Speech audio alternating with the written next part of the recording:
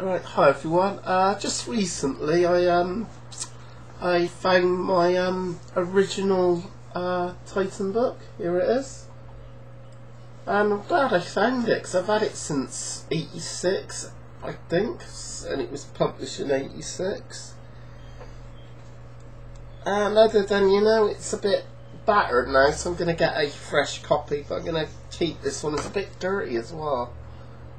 It's a shame, and I bloody almost dropped it.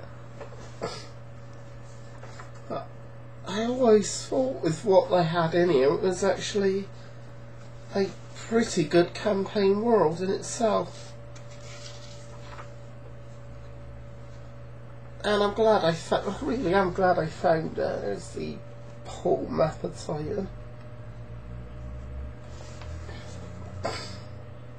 I just really wish at some point in the future they would add to it, because since then, I know they've republished it, but it's basically just the material what we got in this book at the moment. And I would like to see some more stuff based on Cole or the other places like the Old World and that, and actually give us more information about the world itself.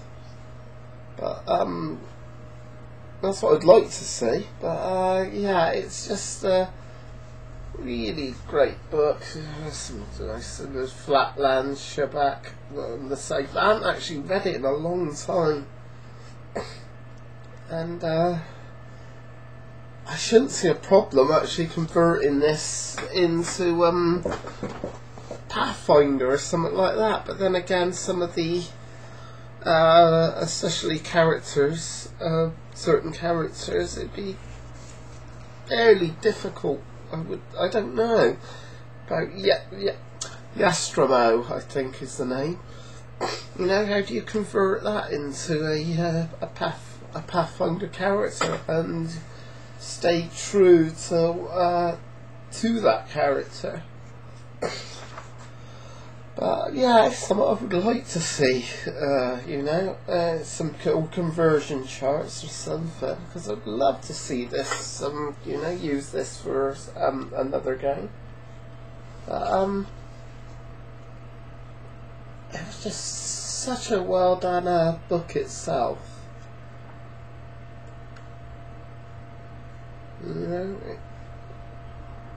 Really great book, and you even got this as well, which could be reused in your current games. Fang Fang, the Dwarven capital. I actually forgot all about that. It's been so long. And you even got the dwarf ruins as well in the book. Information on the elves, the children of Galania, the elven gods, the orc wars, elven adventurers and elven weapons. And that's something that's really great to use, is that, because it's numbered as well. Elven village of Arindurnath. I probably mispronounced it. I do find some of the fantasy names actually quite hard to pronounce.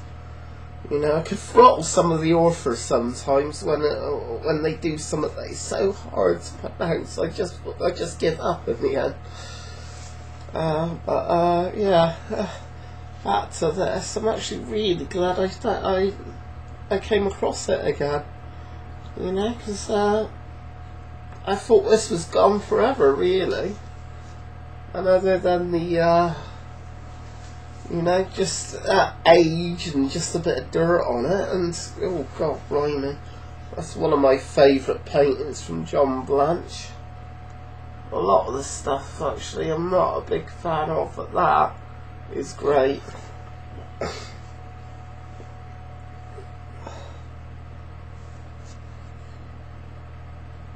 And it just brings back a lot of fond memories of the books themselves. I mean, it's something I really enjoyed as a teenager, which I think I read them regularly until I was in my early 20s, and then it began to wane with the advent of, you know, computers and other things and stuff. I still read them from time to time, but far less than I used to. I'll just have to, you know, get out another one, because I got two of Jonathan Green's books I brought over, and I've got plenty more to come over. I've got some missing in my collection. Night the Necromancer, which is great, and Storm Slayer, but I haven't got him to write another book since, which doesn't make much sense to me, seeing these books were released way back about 3-4 years ago.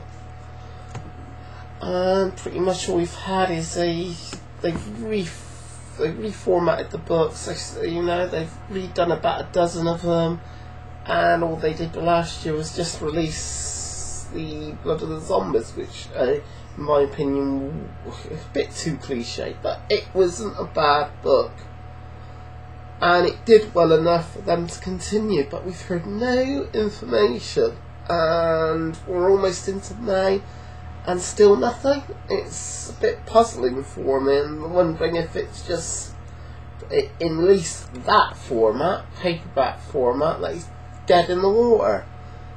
That's it, they're not going to release anymore. I don't know, because they just won't bloody give us any information on it. And it's a shame, because I really do still enjoy the books. I mean, I will just pick it up now and then.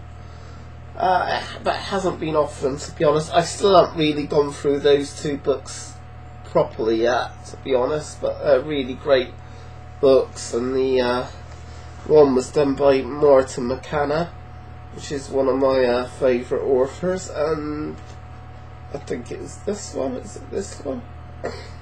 Yeah, Martin McKenna. Sorry if I've mispronounced your name, but yeah. And the last one was done, I believe, was it by him again? Yeah, a new artist, Stephen Player, which I thought his artwork was really great. And then we got stuff like that. I'll have to actually get to play the books again very soon.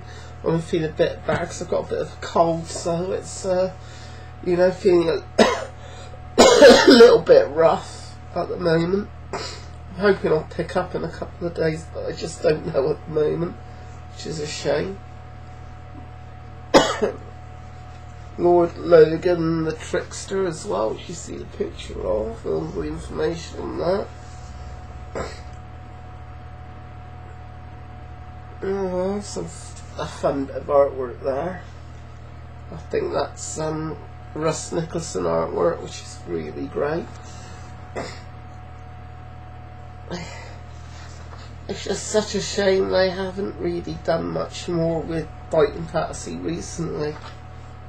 I don't think the sales are particularly bad. As I say, Blood of the Zombies, I mean, it did fairly well. Nothing like it was in the 80s, early 90s, but it did fairly well. So I just don't know what's happening at the moment, to be honest. When it comes to actually going into bookshops like Waterstones and stuff like that and trying to find them, it's nigh on impossible. I don't think Waterstones even bothers with them anymore, and even W.H. Smith's, it's a bit awkward to find them, if they sell them, to be honest. Got bloody through the internet and do it that way. But you got the demonic planes and stuff, you know, Plane of Air and all that, the elemental planes as well. And it was really well written book. You know, got the Heresy of the Pit with the Primus, the Demon Prince, Mirror, Callan,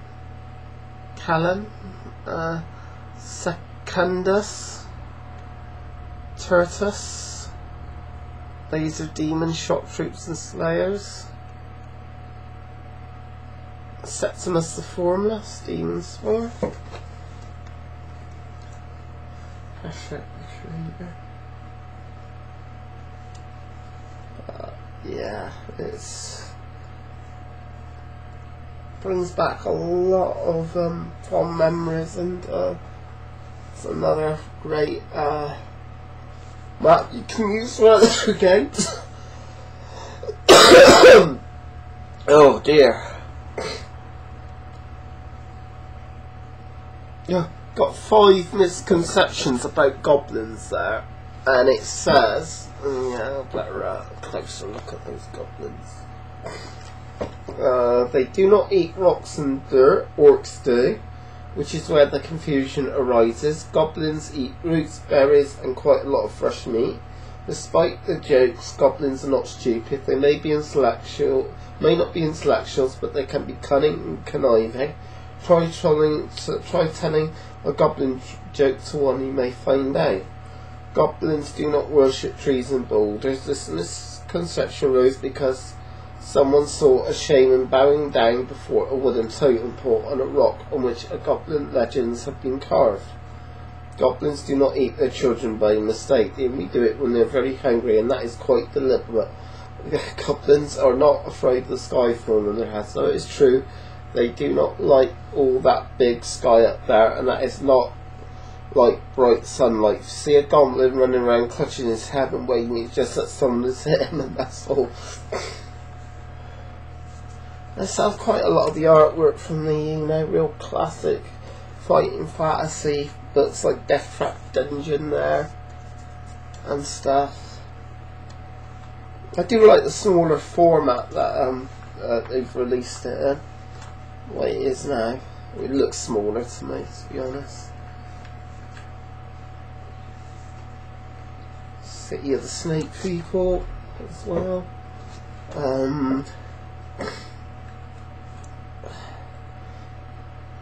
It's pretty much well recommended, really. And Dark Elf City there as well.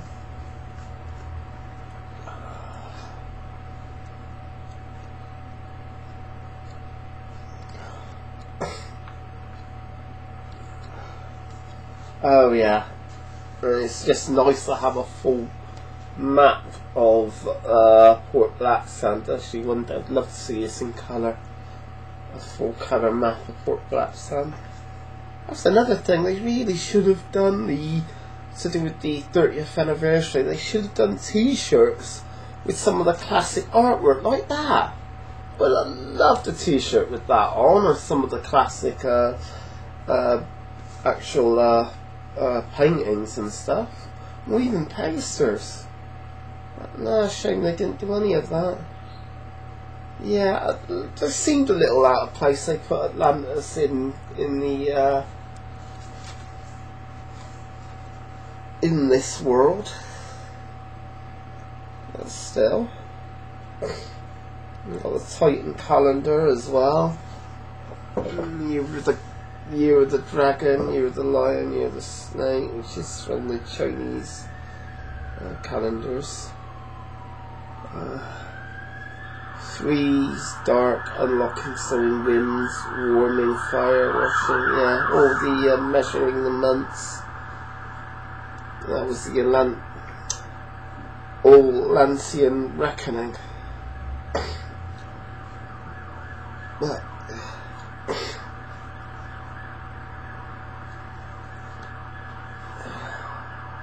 just nice to look through it. Just having a look through, and I like it when they, show things like banners and the coins of different provinces and stuff, or different lands. Some of those, all so nice. They got a pretty full itinerary. All the equipment. It's in 3 columns as well.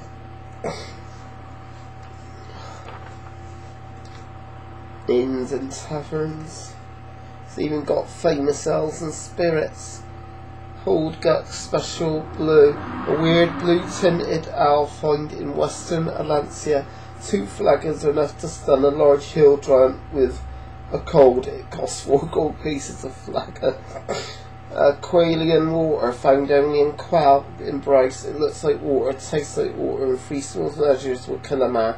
It is usually served in tiny thimbles, around 10 gold pieces a shot. Good God. Baruna Cat's Blood, a very light and sweet ale from Cool, though thought by most to be brewed from the water of the Cat's Blood River, dyed red for a fact. It's actually made by taking 2 dozen cats and slowly. It costs 5 gold pieces after 4 cats. Skullbuster, a dwarf specialty, a deep brown spirit made from distilling wheat through cracks in granite boulders. You have to be a dwarf to enjoy the very pretty taste, but it will put any non-dwarf under the table in 3 minutes flat. Cost 2 gold pieces a shot, found only in northwest Valencia. Gersh or cow, do not drink it if you value the lining of your stomach. But it's all those little touches, it's just really great. You know, the Black Lobster Tavern even got a, with that as well. You know, and Steve Jackson and Livingston when they were young, but yeah, it is a great book, and I'm really glad that I actually retained that. That's it. I'm looking forward to the Fighting Fantasy game, but at the moment with this cold, I mean, hopefully I'll be feeling well enough to take part. Well, that's it. Till next time.